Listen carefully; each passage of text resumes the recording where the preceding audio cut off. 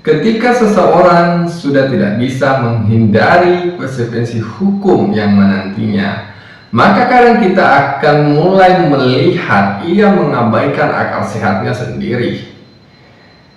Inilah yang terjadi pada Tifa ketika ia mengaku ditawari uang yang cukup fantastis, yaitu senilai 50M, hanya untuk melakukan permintaan maaf serta RJ. Bahkan ia mengaku sampai dikejar-kejar oleh kurir. Kita tidak tahu apakah kurir Grab, Gojek, atau mungkin kurir Goib. Nah, mari kita saksikan dulu cuplikan berikut ini sebelum kita membahasnya lebih jauh. Saya punya saksi, bahkan salah satu saksinya tuh anak saya sendiri, karena bayi saya maupun anak saya dikejar-kejar oleh kurir oleh kurir atau perantara yang meminta saya untuk ke Solo dengan iming-iming uang 50 miliar. Bujukan RJ tidak berhasil, bujukan uang 50 miliar gagal. Sekarang kembali kepada mode ancaman bahwa kalau sampai sidang 709 dokumen ini akan kami tanyakan langsung kepada Pak Joko Widodo. 709 dokumen yang miliknya Pak Joko Widodo. Ini Dokter Tifa nggak lagi ngancem Pak Joko kapan? Enggak, ini saya menyampaikan sebuah pernyataan.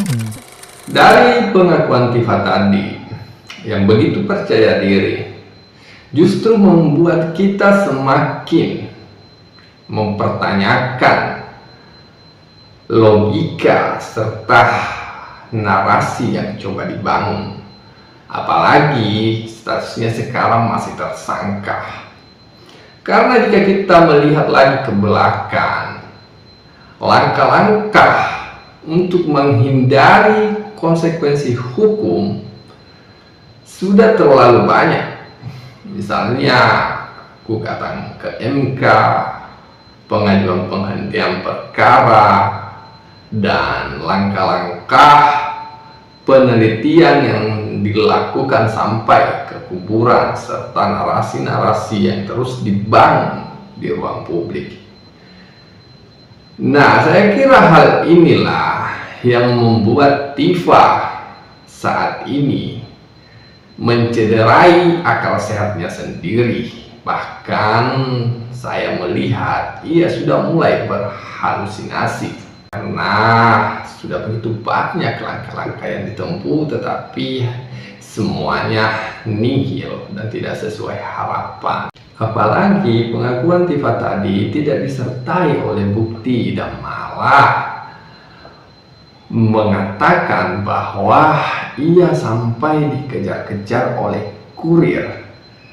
Kita tidak tahu kurir yang mana, apakah Grab, Gojek, atau mungkin kurir Goib. Kalau kurir Goib mungkin saja hal itu terjadi, tetapi kalau kurir yang lainnya saya kira itu hanyalah halusinasi. Jadi daripada terus membangun opini yang tidak terbukti kebenarannya, mending persiapkan diri untuk menghadapi konsekuensi hukum yang sudah di depan mata. Untuk itu teman-teman, perlu kita ingat kembali bahwa kebebasan berpendapat memang adalah hak setiap warga negara.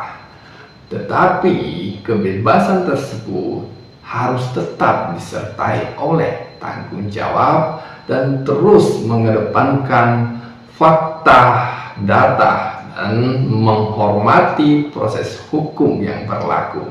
Kritik tentu boleh, pertanyaan juga boleh, tetapi jangan sampai ruang publik kita dipenuhi oleh klaim, tuduhan, serta opini yang belum terbukti kebenarannya. Karena pada akhirnya opini mungkin bisa bertahan untuk sementara waktu, tetapi fakta pasti akan menemukan jalannya sendiri.